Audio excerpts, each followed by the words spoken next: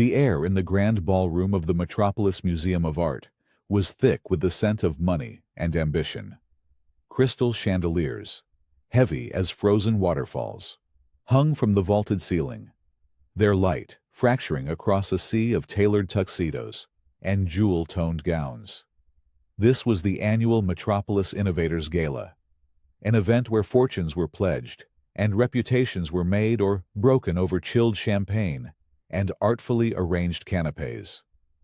For Alistair Finch, the air was simply suffocating. He stood near a towering marble column, a ghost in a rented tuxedo, his lean frame rigid with discomfort. At 36, Alistair was a man more at home with the clean, logical lines of a blueprint than the messy, unpredictable geometry of a society fundraiser. His world was one of stress-load calculations and sustainable material science, a quiet realm of precision and purpose. Here, amidst the predatory glint in the eyes of investors and the brittle laughter that echoed off the polished floors, he felt like a foreign object, an equation that didn't balance. Tonight, however, he was the guest of honor. He was to receive the prestigious Sterling Humanitarian Award for his Phoenix project, a revolutionary design for a self-sustaining urban housing unit built from recycled materials, capable of being deployed in disaster zones. It was the culmination of a decade of thankless work, of late nights spent hunched over drafting tables and weekends sacrificed to computer simulations. It was his life's work, and, for one night, the world was pretending to care. A soft hand touched his arm. "You look like you're about to calculate the structural integrity of the canapé tray," a warm voice teased. He turned to see Sarah Jenkins, his lead engineer and his closest friend. Her smile was a small, steady light in the overwhelming glare of the room. She had been with him since the beginning, the only person who truly understood the passion behind his reserved exterior. "I might be," Alistair admitted, a rare, faint smile touching his lips. "I'm not sure it can withstand the collective weight of all this ego." "Just breathe," she said, squeezing his arm. "You deserve this, Alistair. After all these years, they finally see you." He wanted to believe her. He watched as the man of the hour, Marcus Thorne, moved through the crowd. Thorne was the event's primary benefactor, a tech mogul whose company, Thorne Dynamics, had its tendrils in everything from satellite communications to smart home technology. He was charisma personified, with a politician's smile, a quarterback's build, and a voice that could sell sand in the desert. He was everything Alistair was not: loud, slick, and effortlessly at the center of every room he entered. Thorne caught Alistair's eye from across the room and gave him a magnanimous wink, a gesture of public goodwill that felt as synthetic as the orchid centerpiece on the nearest table. Alistair's stomach tightened. The two men had a history, a faded, bitter memory from their university days that Alistair had long tried to bury. The ceremony began. Speeches were made, platitudes were offered, and checks were performatively presented. Finally, the presenter, a silver-haired philanthropist with a booming voice, called his name. And now, for his groundbreaking work in sustainable architecture and his unwavering commitment to humanitarian aid, it is my distinct honor to present this year's Sterling Award to Mr. Alistair Finch. A wave of polite applause rippled through the ballroom. Sarah gave him a proud, encouraging nod, taking a deep, steadying breath. Alistair made his way toward the stage. The spotlights felt like interrogation lamps, hot and blinding. He walked past Thorne's front row table. Thorne met his gaze, that polished smile fixed in place, but his eyes held a glint of something cold, something ancient and unsettling. Alistair reached the podium, the heavy bronze award cool in his hands. He cleared his throat. the carefully rehearsed words of thanks catching in his throat. He looked out at the blur of faces, a sea of indifferent privilege. "Thank you," he began, his voice quiet but clear. The Phoenix Project was born from a simple idea that a home is a fundamental human right, not a luxury. A noble idea. A smooth, amplified voice cut through his speech. One might even say it's an idea worth stealing. A collective gasp swept the room. Alistair froze, his hand tightening on the podium. Marcus Thorne was walking onto the stage, a wireless microphone in his hand. His expression, a perfect mask of regretful sincerity. "Ladies and gentlemen, please forgive the interruption," Thorne said, his voice resonating with practiced gravitas. "As the primary sponsor of this award, I believe in transparency, in integrity, and tonight, I'm afraid a grave error has been made." The massive screens on either side of the stage, which moments before had been displaying Alistair's project renderings, flickered to life. They now showed scanned documents, emails, design notes, and technical drawings. "The work we are celebrating tonight," Thorne continued, his voice dripping with sorrow, "is not, in fact, Mr. Finch's. It is the work of a brilliant young architect named David Chen, a former colleague of Mr. Finch's, who tragically passed away 2 years ago." The screens displayed an email, purportedly from David to a friend. "Alistair keeps pushing for my files on the Phoenix concept." It read, "I'm worried he's going to claim it as his own." Another document appeared, a blueprint fragment with a forged signature, dated months before Alistair's official project start date. It was all a lie, a grotesque, elaborate fabrication. David had been his friend, his collaborator. They had developed the core concepts together before David's illness took him. David's family knew the truth, but the evidence on the screen, presented with Thorne's unshakable confidence, was damning. "I have no desire to cause a scene," Thorne said, turning to Alistair, his eyes alight with a chilling, triumphant fire. "I'm only doing this for the sake of transparency. Alistair, you understand. We must honor David's memory." The room had turned on him. The whispers started. First a low hiss, then a growing murmur of condemnation. The predatory smiles had returned, now feasting on his public execution. He could feel hundreds of pairs of eyes boring into him, branding him a fraud, a plagiarist, a ghoul who had stolen from a dead man. And in that blinding, humiliating moment, the present collapsed into the past. The ballroom dissolved, replaced by a cramped university lecture hall. He was 19 again, standing before the engineering department's review board. A younger Marcus Thorne stood beside him, his face a mask of false concern, presenting evidence-falsified lab notes that Alistair had cheated on their joint capstone project. It was a lie then. 2. A petty act of jealousy that had cost Alistair a prestigious scholarship and nearly got him expelled. He had fought it, denied it, but Thorne's charisma had won over the tired, overworked professors. Alistair had been marked, his reputation stained. He had learned a hard lesson that day. The truth was no match for a well-told lie. He had buried that memory, that burning sense of injustice. But now, it roared back to life. The same tactic, the same audience of easily swayed judges, the same executioner. The presenter awkwardly took the award from his numb fingers. The media photographers, smelling blood, surged forward, their flashes exploding like silent, white-hot grenades. Sarah was trying to push through the crowd toward him, her face a mask of horrified disbelief. But Alistair didn't see her. He didn't see anyone. His panic, his fear, his instinct to scream his innocence had all receded, replaced by something else. A profound, cold stillness settled over him. It was a terrifying calm, a clarity born of absolute ruin. He looked at Thorne, who was now accepting condolences from a fawning board member, as if he were the victim. Alistair didn't shout. He didn't protest. He simply turned and walked off the stage.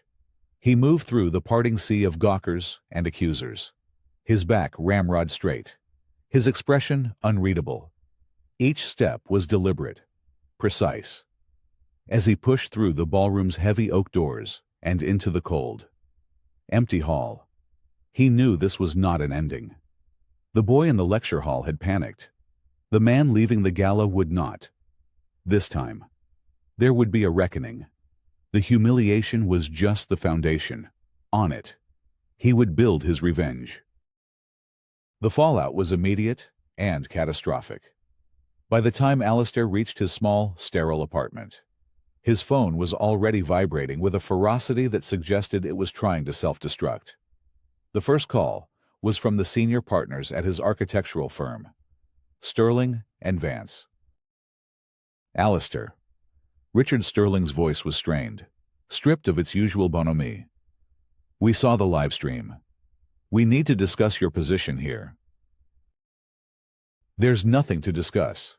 Richard, Alistair said, his own voice sounding foreign, detached. The evidence was fabricated.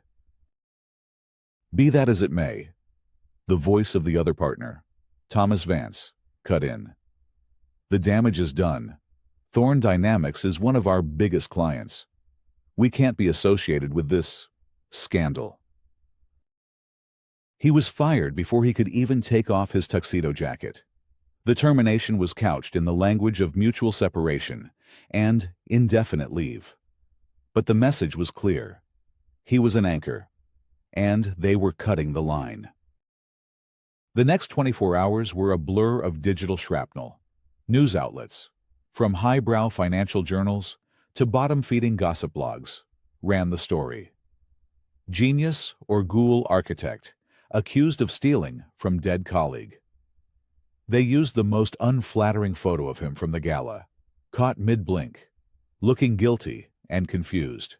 They ran glowing profiles of Marcus Thorne, casting him as a reluctant hero, a titan of industry forced to uphold ethical standards. His email inbox became a digital graveyard. The university where he was a guest lecturer terminated his contract. The City Planning Commission put an indefinite hold on the Phoenix Project's pilot program. Even David Chen's family, who had initially supported him, released a confused, grief-stricken statement, manipulated by Thorne's lawyers into demanding a full investigation. Thorne hadn't just attacked his career.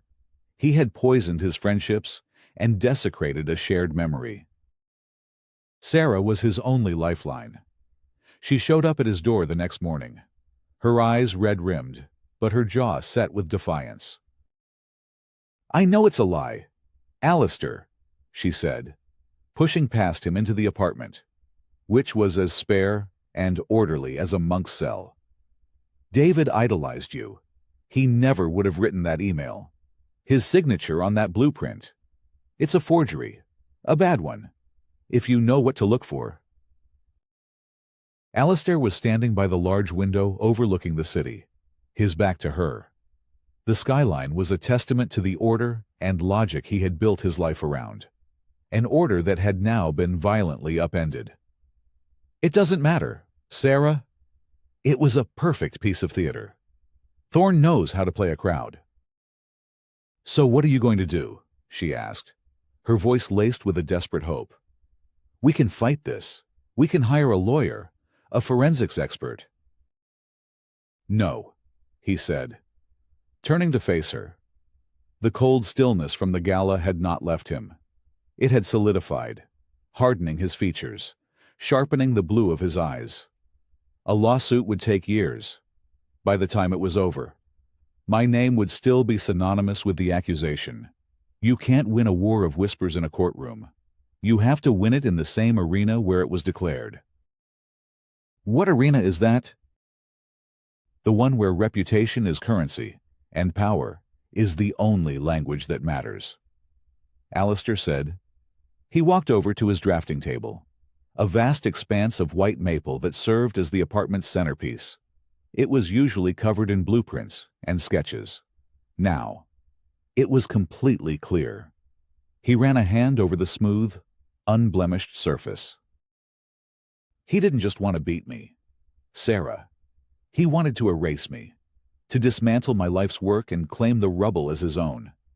He did it in college for a scholarship.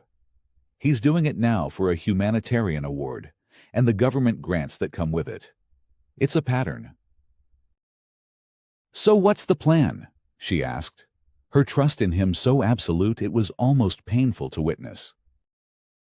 "The plan," Alistair said, his voice dropping to a near whisper, "is to apply the principles of architectural engineering to Marcus Thorne. Every structure has a weakness, a load-bearing wall, a critical joint, a flaw in the foundation. You just have to find it. And once you do, the entire edifice can be brought down with precisely the right amount of pressure." For the next week, Alistair became a ghost in his own life. He disconnected his phone, deleted his social media, and left his apartment only after dark, a hooded figure moving through the city's anonymous arteries. The world thought he was hiding in shame. In reality, he was working. His apartment transformed into a war room. The pristine drafting table was now covered with a spiderweb of information. He bought a dozen burner phones and encrypted hard drives. He spent his dwindling savings on untraceable server access and subscriptions to obscure financial databases. His mind, once dedicated to creating structures of beauty and function, was now entirely focused on demolition. He started with Thorne Dynamics. On the surface, it was an empire of gleaming glass and steel, a behemoth of innovation with a soaring stock price and a portfolio of government contracts. But Alistair knew that the bigger the structure, the more devastating the collapse. He worked backward from Thorne's public persona, peeling away the layers of philanthropic press releases and fawning tech articles. He spent 18 hours a day sifting through SEC filings, patent applications, shareholder reports, and corporate archives. He was looking for the cracks. His first breakthrough came from a footnote in a decade-old quarterly report. It mentioned a subsidiary, Helios Innovations, which was dissolved shortly after its acquisition. It was a dead end, a corporate ghost. But Alistair was patient. He cross-referenced the names of the Helios board members with other Thorne acquisitions. A pattern emerged.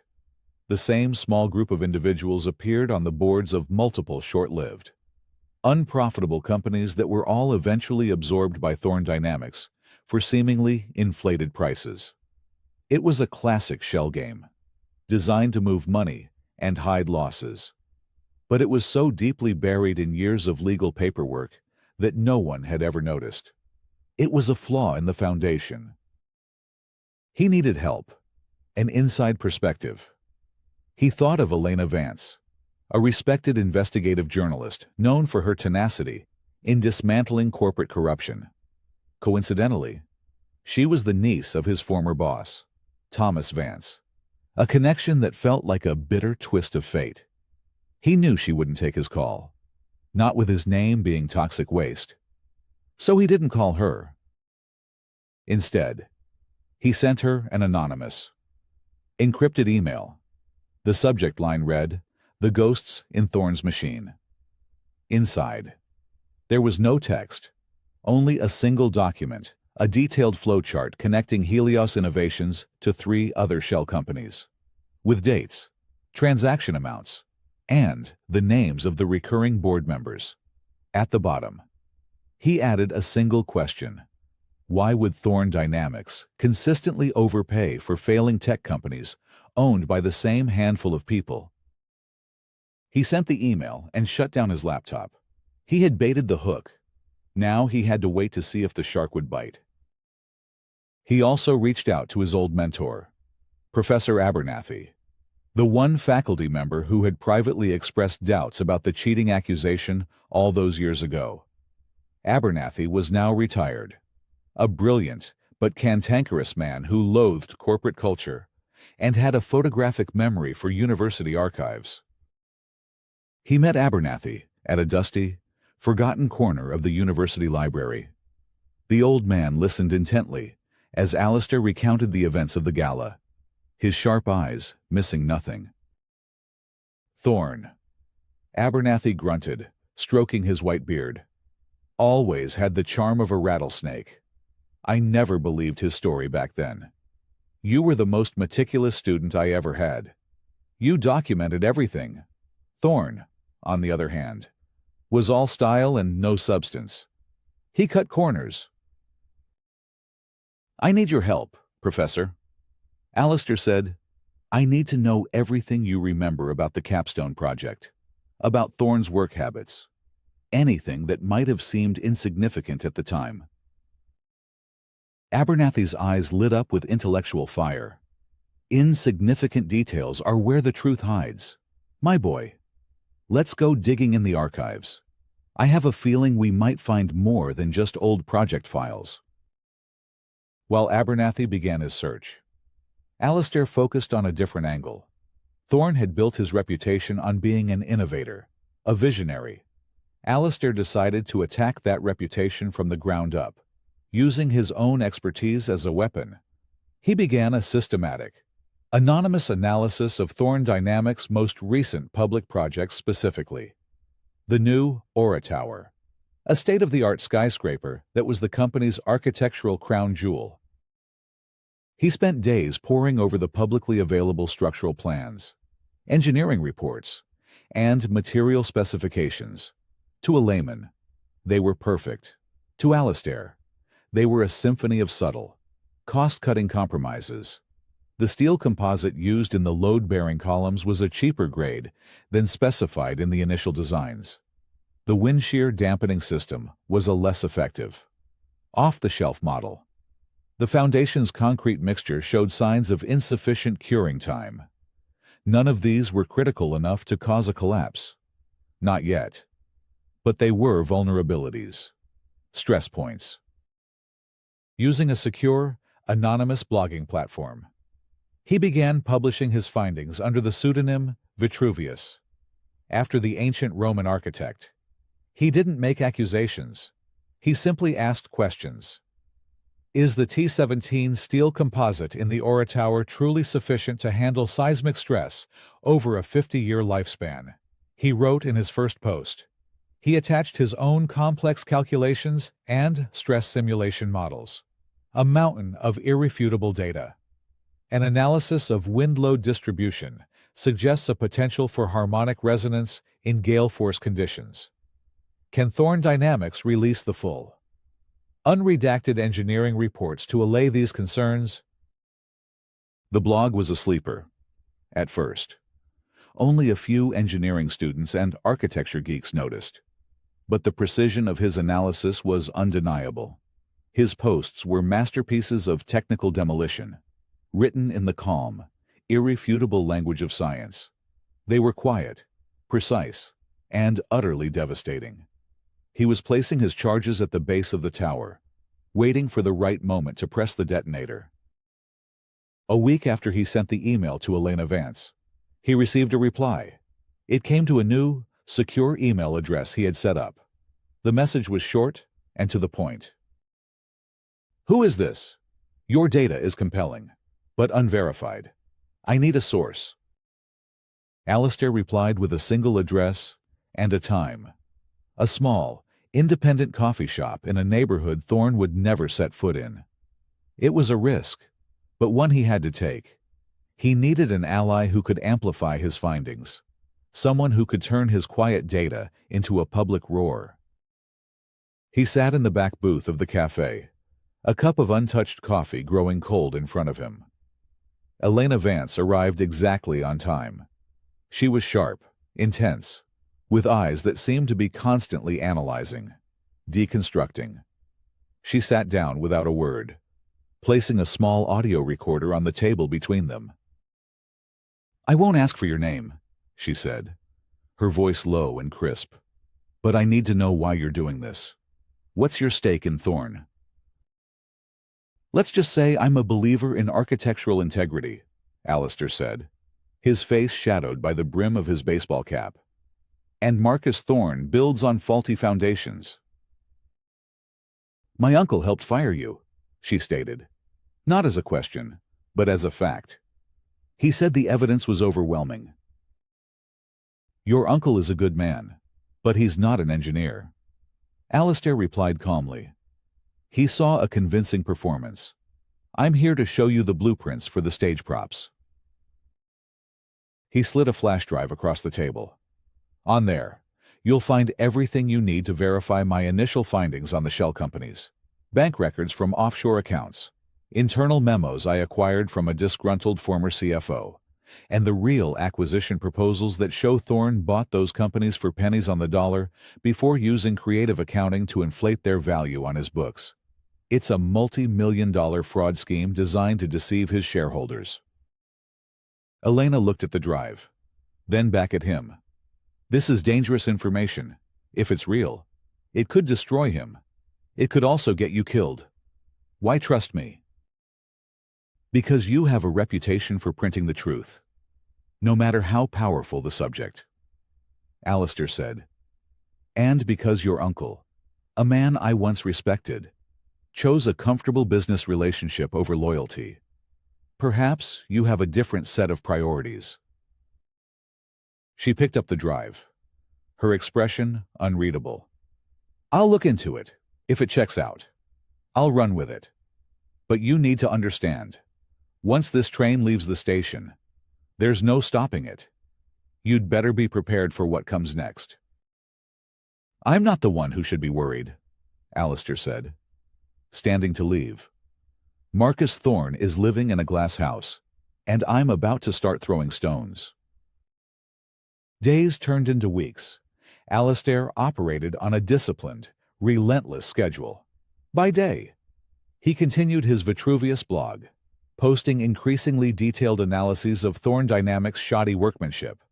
The blog was gaining traction, being cited in engineering forums and whispered about on Wall Street trading floors.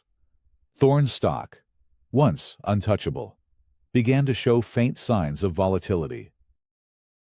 By night, he communicated with Elena, feeding her a steady stream of verifiable evidence about Thorne's financial crimes. She was a consummate professional, dissecting every piece of data, confirming every source, building an ironclad case. They were a two-person army, laying siege to an empire. One evening, Professor Abernathy called him on one of his burner phones. The old man's voice was electric with discovery. Alistair, you need to come to the university archives. Now. I've found something. Something concerning the old capstone project. But it's more than that. It's about Thorne's sister. The name hit Alistair like a physical blow. Ilara Thorne. He hadn't thought of her in years. She had been Marcus's younger sister, bright and vibrant, an art history major who often hung around the engineering lab. She had been friendly, kind, a stark contrast to her arrogant brother. She had died during their final year of university, a tragic accident.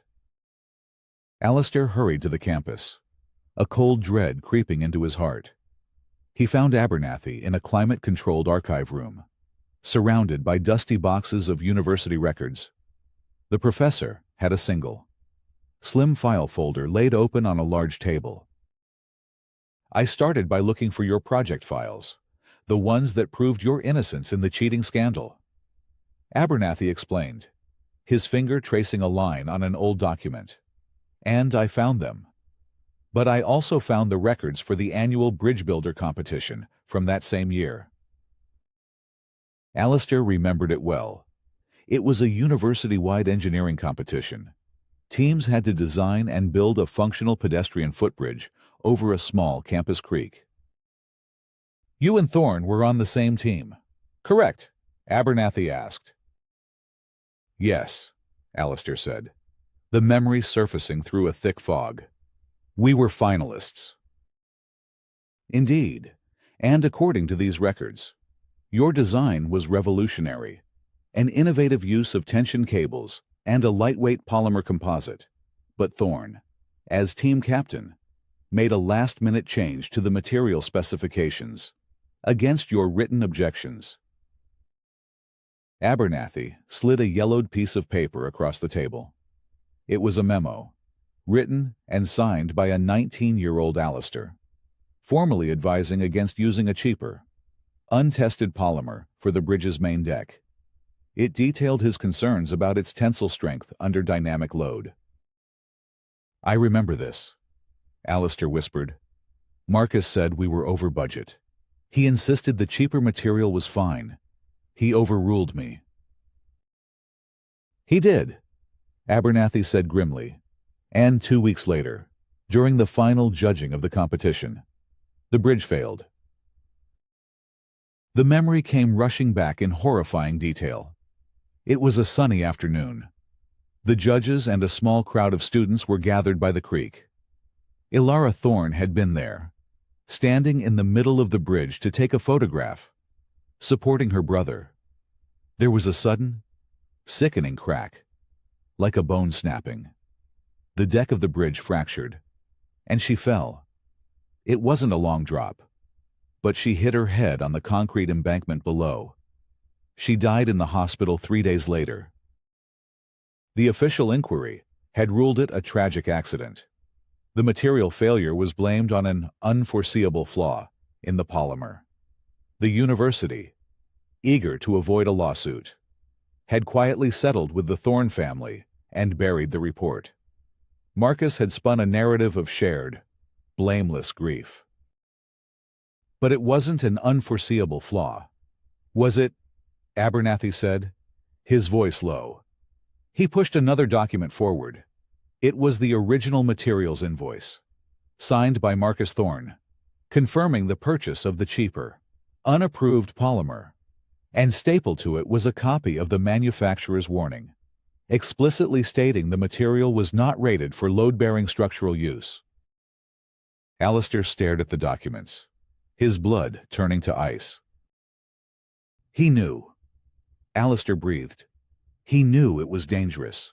He cut corners to win a stupid competition, and it killed his own sister. And he buried it. Abernathy finished. He buried the evidence.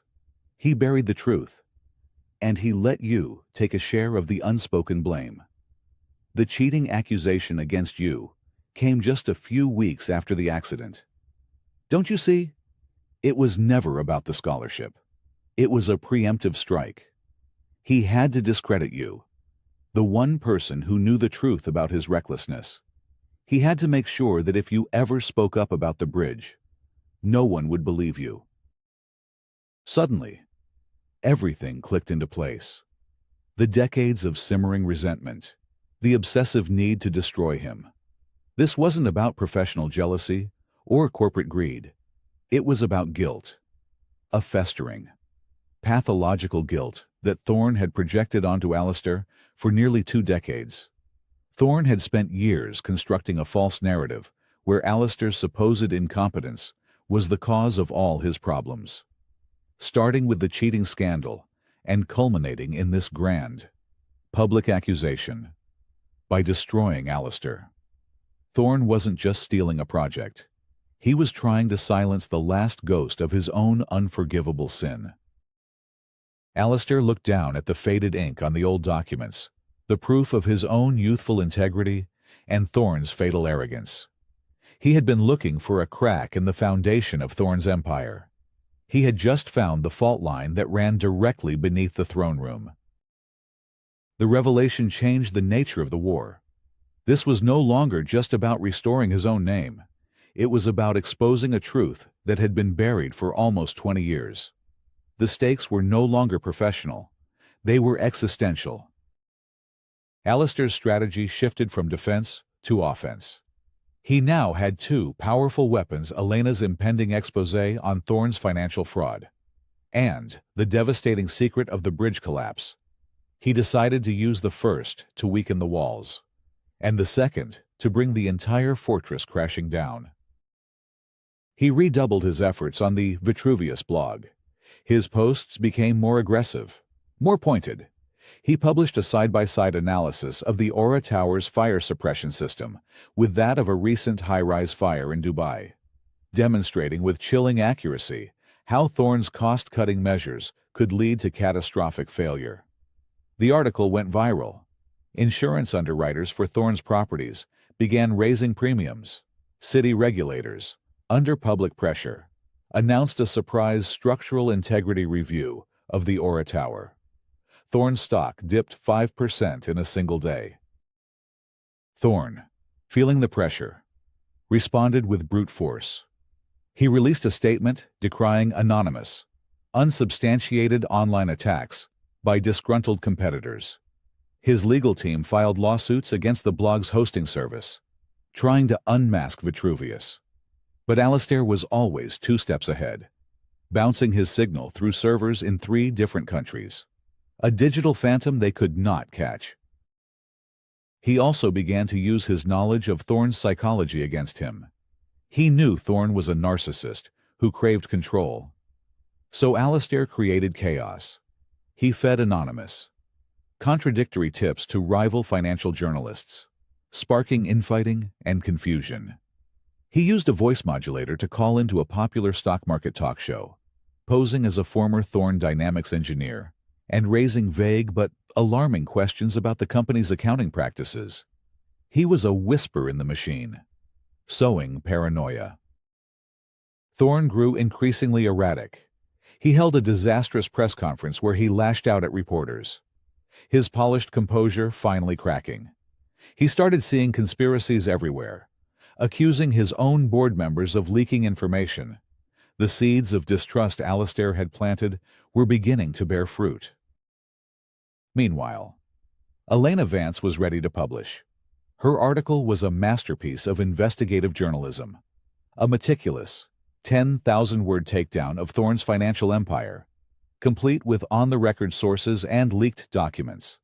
It was scheduled to run in her paper's Sunday edition, the day before Thorne Dynamics' annual shareholder meeting. "This will be a bombshell," Elena told Alastair during their final, encrypted call. "The SEC will have to launch a formal investigation. He'll be fighting for his corporate life." "It's not enough," Alastair said. "It will wound him. But a man like Thorne can survive a financial scandal. He'll blame it on a rogue executive, pay a fine, and rebrand himself as a survivor. I need to make sure there is nothing left to rebrand." "What are you planning?" she asked, a note of concern in her voice. "A final presentation," Alastair replied. "At the shareholder meeting. He chose a public stage for my execution. I'm going to use his for the verdict." The annual Thorne Dynamics shareholder meeting was the pinnacle of Marcus Thorne's year, his personal coronation.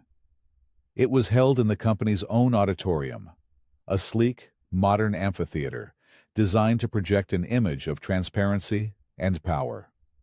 This year, with the company under siege from a phantom blogger and rumors of financial misconduct swirling, the event was more critical than ever. It would be live-streamed to a global audience of investors and media. Thorne intended to use it to crush the rumors, rally his supporters, and reassert his dominance. Alastair knew he would be barred from entry.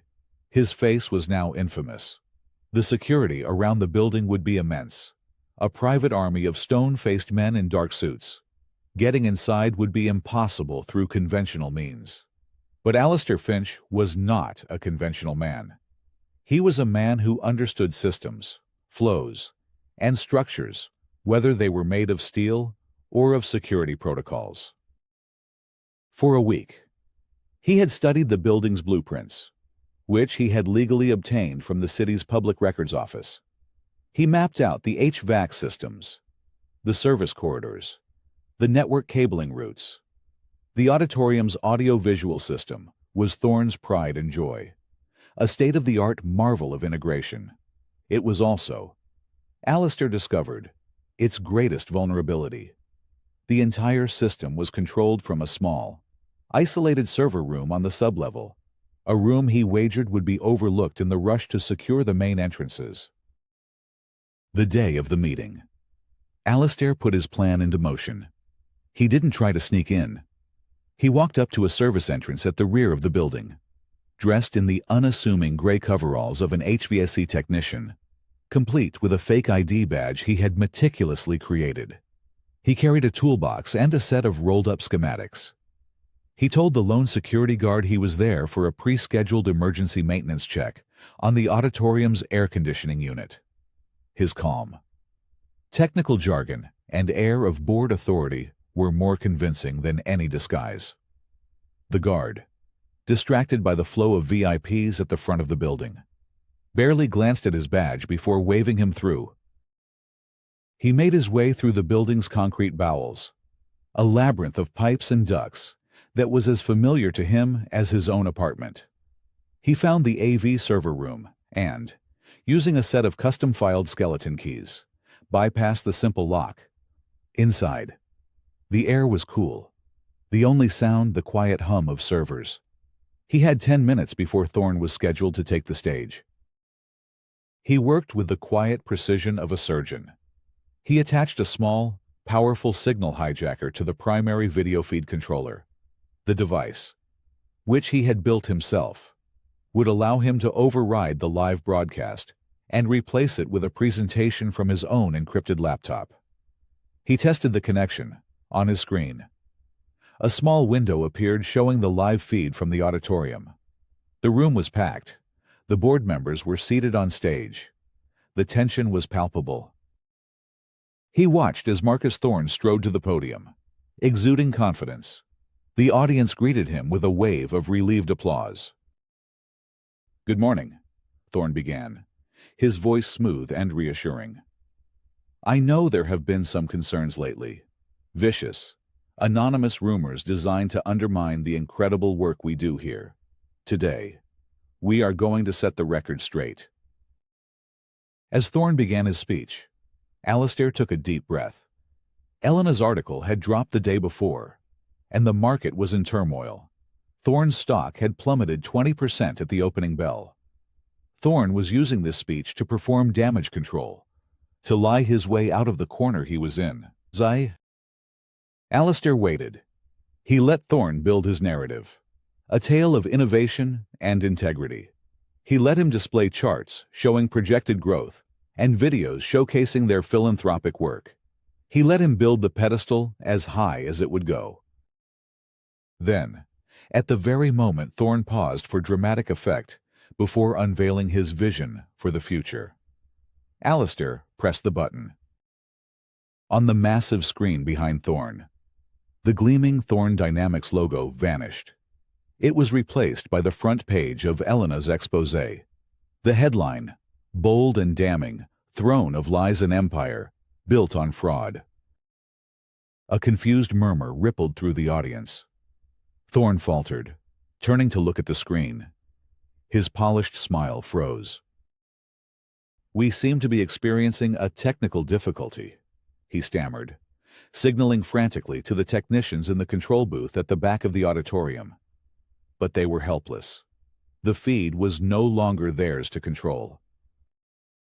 Alistair's voice, calm and clear, filled the auditorium, piped through the speaker system he now commanded. "There is no difficulty, Mr. Thorne. The truth is often disruptive." The screen changed again, displaying the flowcharts of the shell companies, the offshore bank records, the irrefutable proof of his financial crimes. As Alistair's disembodied voice calmly narrated the years of deception, the live view counter on the stream, visible in a small corner of the screen, began to skyrocket. 1 million viewers. 2 million. 5. The world was watching. The board members on stage stared in horror, their faces pale. Security guards began moving down the aisles, their eyes scanning the room, trying to locate the source of the broadcast. Thorne, trapped in the spotlight, was sputtering, his face a mask of crimson rage. "This is a lie, a slanderous attack." "Is it?" Alistair's voice replied, cool and measured. The screen flickered, now showing a high-resolution scan of an internal memo signed by Thorne himself, authorizing one of the fraudulent acquisitions, his own signature, damning him in front of the world. The tension in the room was suffocating. The stock ticker, displayed on a side screen for the investors, was in a freefall, a cascading wall of red. Security was closing in on the control booth. But they were too late. The damage was done. Alistair had systematically dismantled Thorne's professional life in under 5 minutes. But he wasn't finished.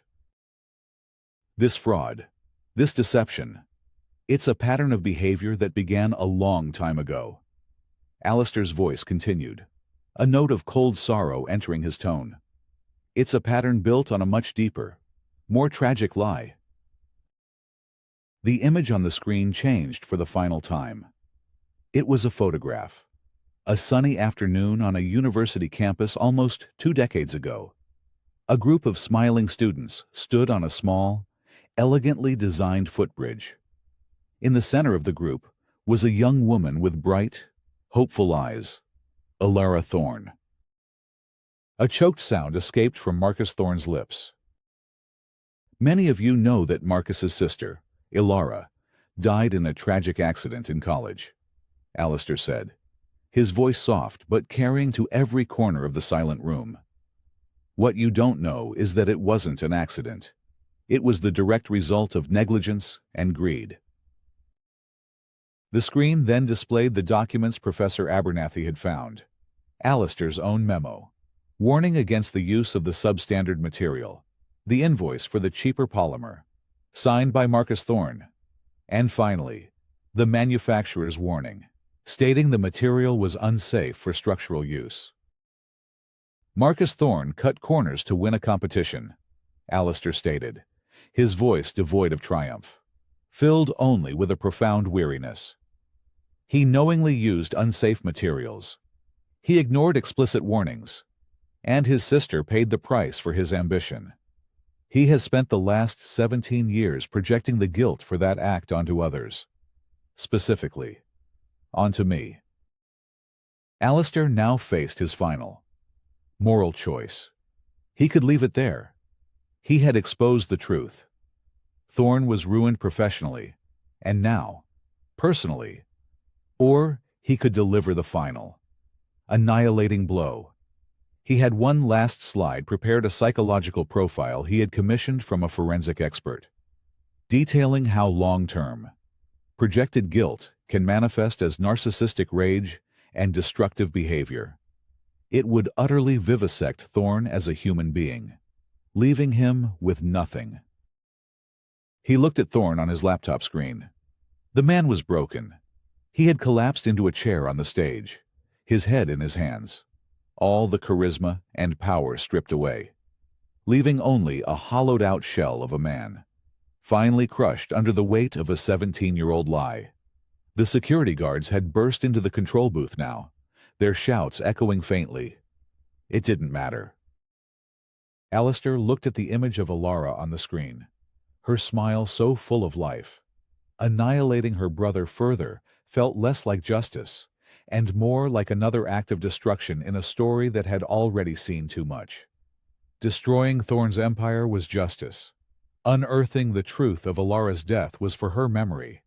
Anything more was just for him. He made his choice. Instead of the psychological profile, a final, simple message appeared on the screen, below the photograph of Ilara.